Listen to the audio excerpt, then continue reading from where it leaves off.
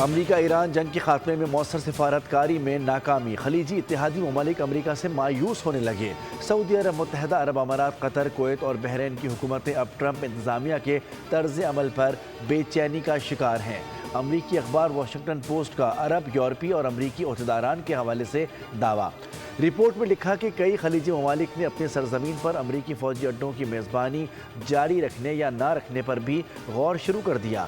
بعض ممالک کا نئے سیکیورٹی انتظامات پر بھی غور، متعدد نے متبادل تلاش شروع کر دیا۔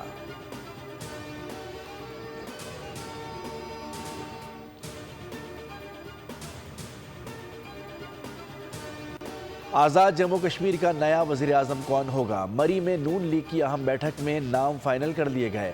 حکومت سازی کے لیے حکمت عملی کو حتمی شکل بھی دے دی گئی۔ مخصوص اور اوورسیز نشستوں کے نام بھی فائنل۔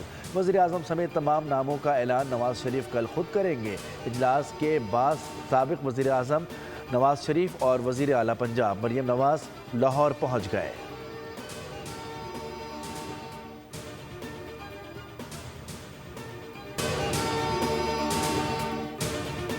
حکومت نے ڈیزل اور پیٹرول کی قیمتوں کی روزانہ تبدیلی پر ہم سے 15 دن کا وقت لیا ہے۔ 40 روز کے لیے ہڑتال مؤخر کر رہے ہیں۔ صدر گڈز ٹرانسپورٹ ملک شہزاد امان کا اعلان، کہا کہ دسمبر کی ہڑتال میں بھی ہمارے ساتھ وعدے کیے گئے تھے۔ گورنر سندھ اور وفاقی وزیر مواصلات اور دیگر کے مشکور ہیں۔ کوئی شک نہیں، سب سے پہلے پاکستان کا مفاد مقدم ہے۔ اگر ہمارے ساتھ کیے گئے وعدے پورے ہوتے ہیں تو یہ نوبت نہ آتی۔ مرتضی وہاب اور سعید غنی نے پارکنگ مسائل حل کرانے کی مدد کی۔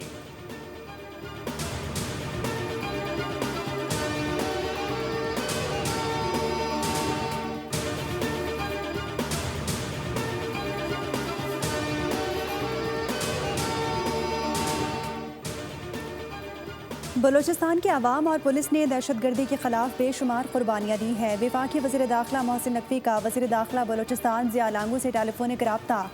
قافلے پر حملے کی شدید مذمت اور خیریت دریافت کی۔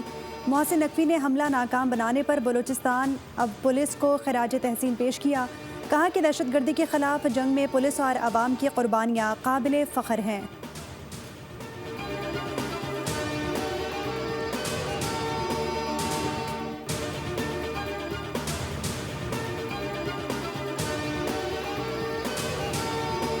خواتین پارلیمنٹیرین دہشت گردوں کے خلاف جو دہشت گردی بلوچستان میں کر رہے ہیں، ہم اس کی مذمت کرتے ہیں۔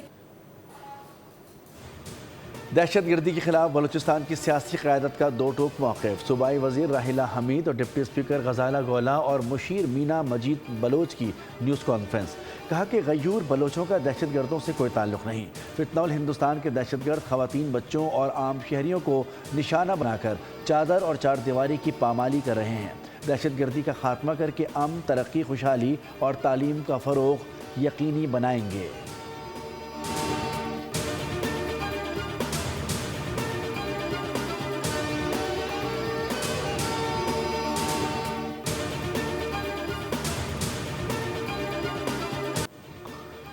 پاک سرزمین دشمنوں پر مزید تنگ۔ بلوچستان کے ضلع خاران میں سیکیورٹی فورسز کا بڑا وار۔ آپریشن رد الفتنہ 3 کے تحت خفیہ اطلاع پر کامیاب آپریشن۔ 7 دہشت گرد ہلاک، متعدد زخمی۔ دہشت گردوں کے ٹھکانے تباہ، بھاری مقدار میں اسلحہ اور گولہ بارود بھی برآمد۔ کامیاب کارروائی پر صدر آصف علی زرداری، وفاقی وزیر داخلہ محسن نقوی اور وزیر اعلیٰ پنجاب مریم نواز کا سیکیورٹی فورسز کو خراج تحسین۔ فورسز کی بہادری اور پیشہ ورانہ صلاحیتوں کو سراہا گیا۔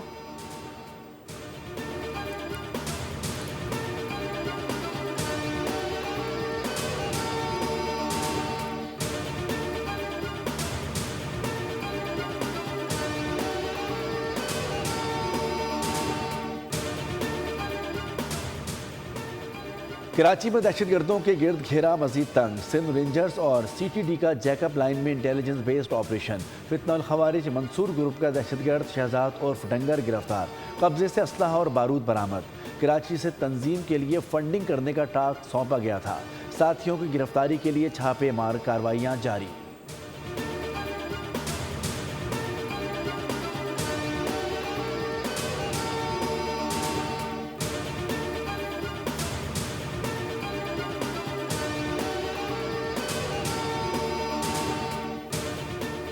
کراچی میں ڈاکو راج برقرار، منظور کالونی میں ڈکیتی کی واردات، سی سی ٹی وی فوٹیج سامنے آ گئی۔ صبح کے وقت موٹر سائیکل پر سوار ملزمان نے نوجوان کا تعاقب کیا، گلی میں اسلحے کے زور پر روکا، شہری خوفزدہ ہو کر بھاگا تو ملزمان نے پیچھا کیا، شہری گر گیا، ڈاکو لوٹ مار کے بعد بآسانی فرار ہو گئے۔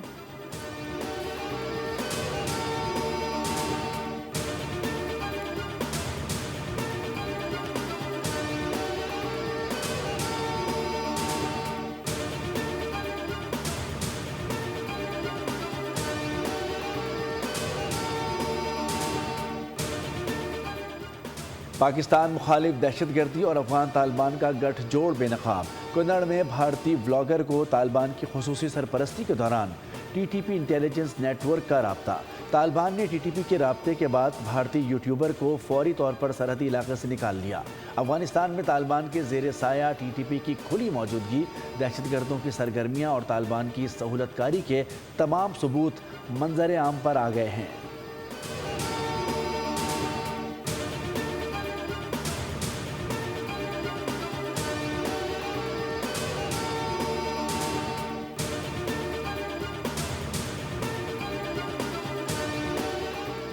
پاکستان کا دفاع اور بقا جان سے زیادہ عزیز ہے، تمام مکاتب فکر کے علماء اور مشائخ ایک پرچم تلے متحد ہیں، دیگر مدارس کے بورڈز کے ساتھ مل کر مضبوط نظام تشکیل دینے کا فیصلہ کیا گیا ہے۔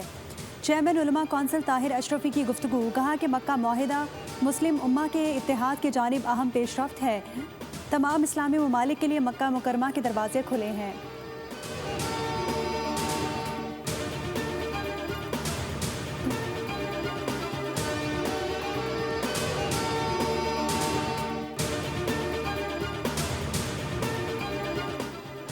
مصر کی بھی مکہ معاہدے میں شرکت ممکن ہے، معاہدے میں دیگر ممالک کی شمولیت کی گنجائش موجود ہے۔ مکہ معاہدے میں طے پایا تھا کہ کسی ایک پر حملہ تینوں پر حملہ تصور ہوگا۔ ترک صدر رجب طیب ایردوان کی گفتگو، کہا کہ لبنان پر اسرائیلی حملوں کا جاری رہنا تشویش کا باعث ہے، شام کے استحکام کے لیے تمام صلاحیتیں بروئے کار لائیں گے۔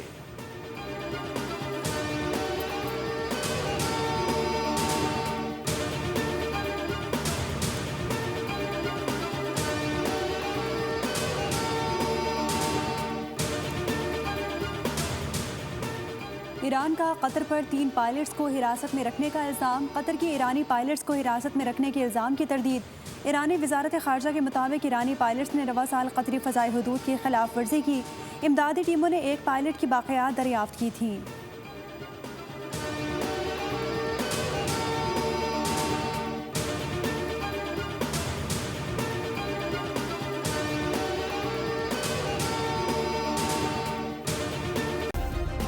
سبسکرائب کریں اور بیل دبائیں تاکہ کوئی خبر رہ نہ جائے۔